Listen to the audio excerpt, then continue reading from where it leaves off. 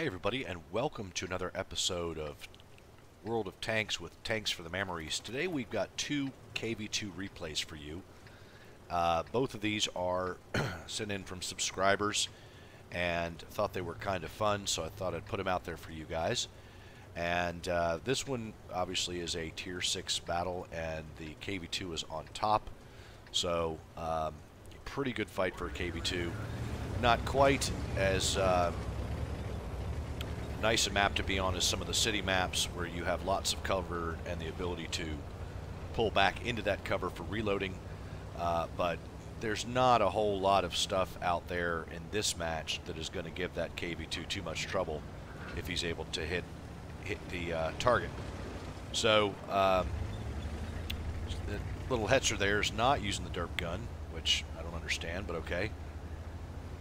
But our KV2 is, and this is Tan.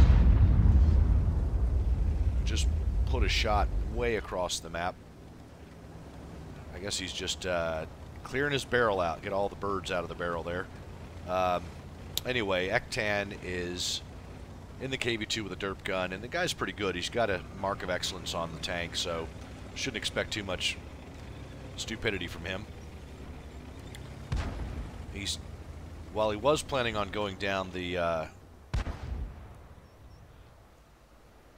pipeline there, he did find a target that was sitting behind a rock and put in a pretty good shot. And those are actually dangerous guns on the KV. So he took a good tank off the map there. I don't have the XVM loaded for this, so I don't know if that guy was a decent player or not. But he's been sent back to the garage. So delete. Now we're getting over here to the pipeline and taking a little cautious peek there. KV-85's made it through safely. Now there is a tremendous amount of artillery in this game. There are 4 artillery on the enemy team, and so he is going to have to be very cautious here. And obviously he's been spotted. Took the first hit from the Hummel, but there is a Matilda. So delete. Back to the garage. Well done. He had to repair his tracks, man. He couldn't keep sitting there. He took a pretty decent hit from that guy, and the Hummel's probably reloaded by now. If this were me, I would not be sitting here because you know all the other artillery. But look at this. Watch this.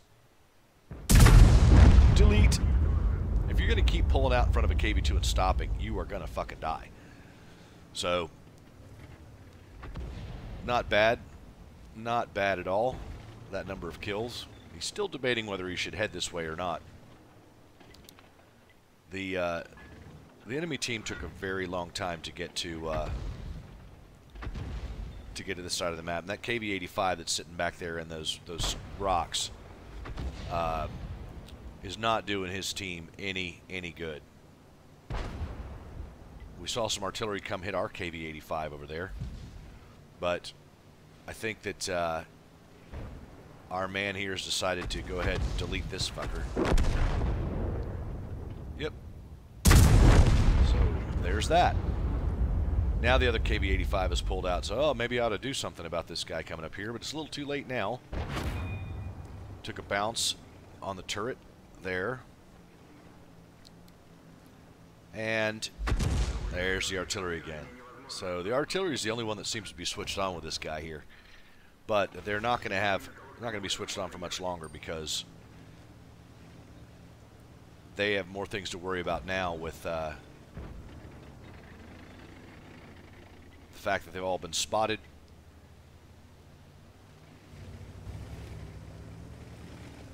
Even though the Jackson's dead.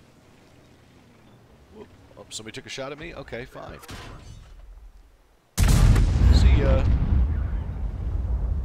Again, you don't sit there when the KV2 is pointing at you, because yeah, maybe his RNG is not very good, maybe his aim time's not very good, but I gotta tell you, if he hits you, you are dead when he's top tier.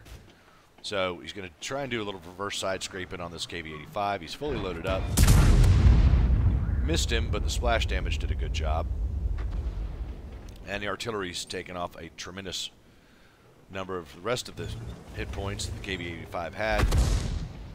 And so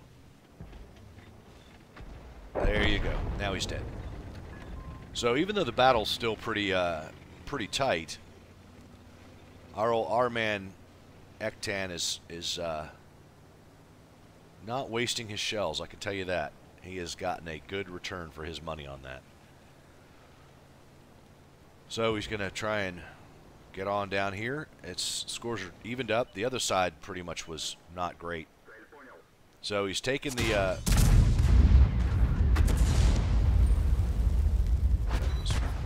probably not. I know he got a little nervous there and probably fired just a skosh too early. But the gorilla was the one that could really have probably put paid to him. So now he's got a whole bunch of choices. He doesn't know what to do. The gorilla's trying to get behind him. I think if he takes out the M44, he's probably going to be okay. Yep, and there's that. So the Jagdpanzer's got a lot to deal with. The gorilla's dead, so that's good. But at this point in time, the Jagdpanzer's just, he's living on borrowed time. So he's not going to get away. He's not going to be able to get his gun around in time. Not to do more than one shot, but not getting in the face of a KV2 is probably a way to live a little longer than he did. So far we've got 7 kills. It's over just about half the enemy team, and he is not done yet. The birch gun hauled off, but didn't get far enough. So he's got a line of sight. Probably, yeah, he's going to take the birch gun out. There you go. And then, I don't know if he'll have enough time when he reloads to get that VK, but that, this guy is doing very, very well with his shooting. He's had some real good luck. Now there's the Hummel that's been causing him trouble. And goodbye, Hummel. So anyway, that's the end of that game. I'll put up the post-game stats next, and then we'll move on to the other KV2 battle. So really outstanding job for Ektan there. He got a Mastery Badge, the Radley Walters, the Piscucci Medal, Top Gun, and High Caliber. Deleted a whole bunch of tanks off the battlefield. They're going to have to go back and buff out, and repaint, all that sort of stuff for the next games. He did 3,365 damage with an experience of 1,732. So good job for him. Here's the final page of his score sheet. Let's go ahead and move on to the next battle. Get ready for that one, folks. All right. So here we are in another KV2 fight. This is also a Tier 6 match, and while he's not the top tier, he is in the top tier of tanks. There is the ARL just above him there. On the other side, they are very, very light in their heavy tanks. I mean, they got the OI Experimental. Sure, that can do a significant amount of damage depending on what kind of gun he's got. But the rest of the enemy team is certainly one-hit deletes for this KV2. So, again, here on steps, but this time it is the single cap point that everybody's got to deal with. I rarely start on this side in this type of match. I'm usually starting on the other side for this map with this kind of single cap point. So anyway, he's moving over to the pipeline area here to, and when I say pipeline, I mean basically that gully that everybody sort of gets to and stops when they get behind these rocks over here. I cannot die. So he got a little bit of got a little splash damage there, but our Lukes got deleted. But and they all just stopped right in the middle there. There's only 2 artillery on the enemy team this game, and only 1 on Regalia's side. But he does need to watch out for that. And look at that, one hit, killed that OI Experimental. Just totally deleted that guy. That is some painful, painful stuff.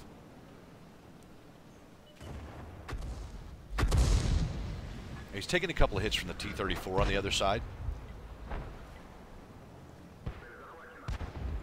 But he can survive those.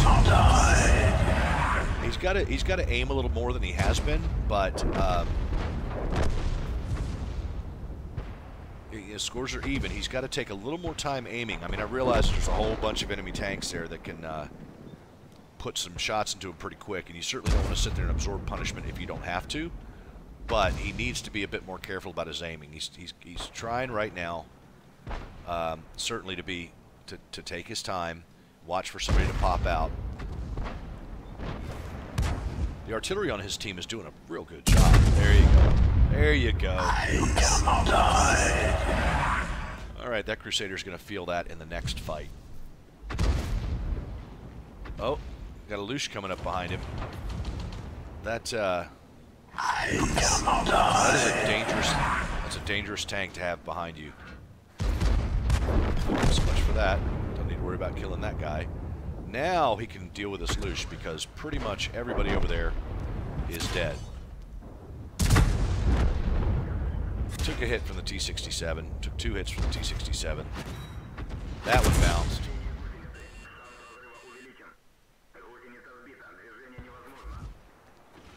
He's doing pretty well. He's got 2 marks of excellence on his gun. So this guy's not, this is not his first rodeo. But that enemy artillery is really, really causing him some pain at this point. I mean, every time he gets his tracks repaired, that thing just hits him again. And he's lucky there. He's lucky that shot went wide, because he could have just been kept sitting there on the ground. So now he's got to get under this cover here, but he has a chance to delete the KV85. Gave him a good lick.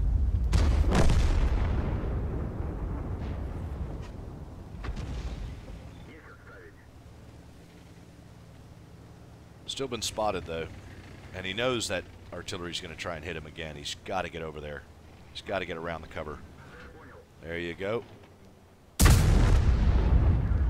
I don't know why that KV85 sat there. Again, you just don't sit still when there's a KV2.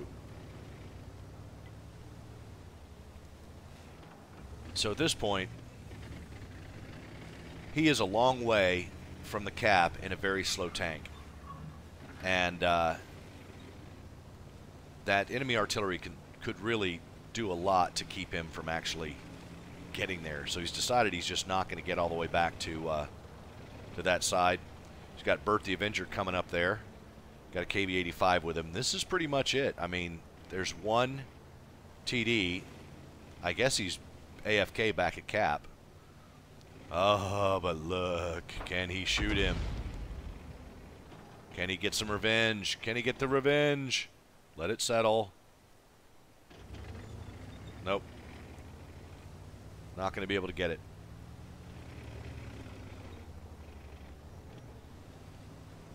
I just don't understand why the enemy team is not capping this out. They had this fight won. They really had the fight won. And these guys also, I have no idea why the KV85 is not heading down to cap. But it is what it is. The only one spotted is the artillery piece. And I'm hoping that our boy here can put a shot into him. Come on, come on, come on. There you go. There you go. Revenge is very, very soon. Nice. Oh, there's T-34 was sniping from across the battlefield. All right. I mean, the enemy VK has done well, but he is not spotted anymore. So it's just down to Regalia. Oh, there's the VK. So it looks like the Bird has been shot a little too far. I mean, the enemy team now knows both where the Bird is and where the KV2 are, and that T-34 could be capping out right now.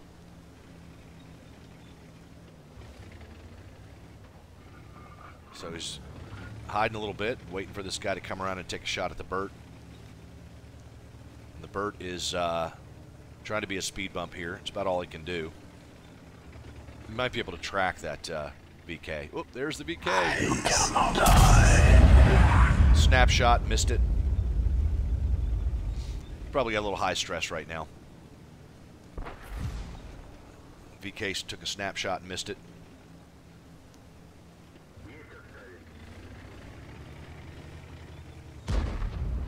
Oh! Whoop, and now they're both here. This is tough. Both bounces. The T-34 and the VK both bounced off the turret.